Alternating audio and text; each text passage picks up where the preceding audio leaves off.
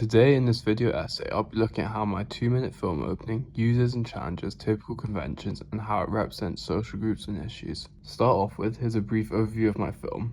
My film follows a group of teenagers who, after a night of drinking, commit a crime which they believe to have resulted in a murder. Following this, the boys involved receive objects, messages, and calls threatening the boys with knowledge of the crime. As a result, the boys attempt to hunt down and silence the anonymous man threatening them, whilst attempting to prevent the secret from going out any further. Initially, a convention of the thriller genre which I chose to follow was starting my film with a title and studio name. A convention of almost every film made is to start it with a studio logo or name, a convention which I followed. I chose not to go down the path of having a studio logo, but instead just the text. I chose this as the black and white text acts as a representation of the binary opposites between good and evil. This is a theme which my film reflects upon, and especially the thin line between the two. For the title, I was inspired by thrillers such as Gone Girl and Seven, which the title is within the first minute or two of the film. By starting with the title, it subconsciously keeps the title, pulse, in the audience's mind. In film, the title can be a clue or indicator for later events or act as a symbolic theme. For example, in There Will Be Blood, it reflects the violent and destructive nature of the protagonist. Or in To Kill a Mockingbird, it signifies the harm of attacking the innocent, as the mockingbird only sings and causes no harm, representing Tom Robinson and Boo Radley. For these reasons, I decided to start with the title, as it acts as an indicator for the later plot, particularly as at the start it may not make sense, but it does by the end. For me, I see delaying the title cards of the movie as an effect which should be used in a film where the plot is almost built up to the film's title, such as in Batman Begins, as we see the journey Bruce took from becoming a billionaire at the start to Batman at the end. Therefore, the film ending with the title Batman Begins is fitting for the plot. However, in my case, the title does not reflect a journey, therefore I decided to include mine at the start. My film is a thriller, and the genre is embodied through the opening, as many typical thriller conventions are followed.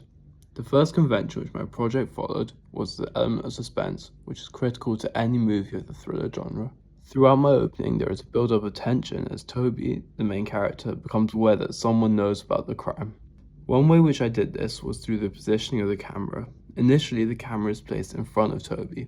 This provides the audience with a personal connection with Toby and suggests that we will be aligned with him throughout the opening.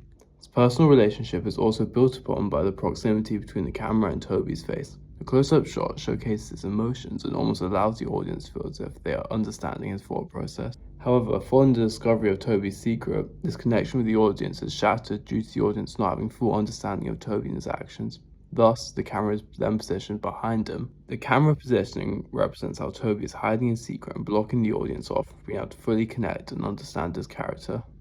The camera position behind Toby also acts as a representation that is being observed without his knowledge, which is later built upon when Toby leaves in a panic, as the camera is positioned behind Toby, giving the impression that he's been chased by someone. By positioning the camera behind Toby, it allowed me to include the element of foreshadowing, another key thriller convention. Foreshadowing is an indication to the future event and is used in numerous thrillers such as Fight Club, when the narrator beats himself up in his boss's office. When he references how it felt like his first fight with Tyler, this is an example of foreshadowing, as it indicates to the audience that the narrator's fights with Tyler are just self-harm. Another film which uses foreshadowing effectively is Shutter Island. Throughout the film, there are hints that Teddy is the 67th patient, such as how Teddy never has a cigarette lit by himself and always has to have someone else light them, as mental patients aren't allowed their own matches. Another example of foreshadowing in my product is the stair shot.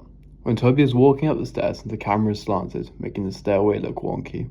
As Toby begins to go up the stairs, it reflects how he's going down a crooked path should he continue to keep his secret in. However, he doesn't fully go up, showing how there is potential for his redemption. Next is a shot of the plate being cleaned. While it reflects Toby as a family man, it also shows how he's covering up and cleaning away his past actions. Suspense is also built upon through the use of Enigma codes, a central convention of the thriller genre. The Enigma codes used in my product include the initial call and what was behind the curtains.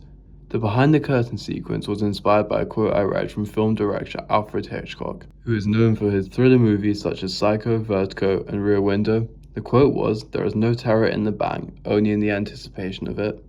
To me, this quote meant that the uncertainty is more effective than the event itself. This is something that I aim to create by leaving out details such as what Toby saw and by starting the film with a time jump. This effect is also shown in other thriller movies such as Zodiac, Scream, and Seven. They create their anticipation through keeping the villain's identity anonymous through the majority of the film. Therefore, the audience spends most of their time watching with uncertainty as to who the criminal is. In terms of lighting, I aim to echo the sense of security through the use of bright lights and dark lights. While Toby is in the confidence that his secret is safe, he is under white lights. However, when he looks outside, it shifts to orange and darker shades. Another convention of the thriller genre which is represented in my product is the idea that the protagonist is at the mercy of the antagonist. As shown in films such as I Know What You Did Last Summer and The Final Destination, the protagonists are controlled by the antagonist's actions. For example, in The Final Destination, Death is hunting the teens and therefore they must attempt to cheat it in some form, which gives the antagonist the power. It's similar in I Know What We Did Last Summer, where the 4 teens have to balance both solving the identity of the man with the fish hook and preventing him from killing them before they solve it. This is also perfectly shown in the ending of Seven through how Mills is at John Doe's mercy, in the sense that John Doe's actions were designed to extract a certain reaction from Mills. I took inspiration from these films and gave the control to the antagonist. I did this through the anonymous man being aware of Toby's and the others' secrets, thus putting them at his mercy. A convention which I challenged in my product was that I established the characters before the locations.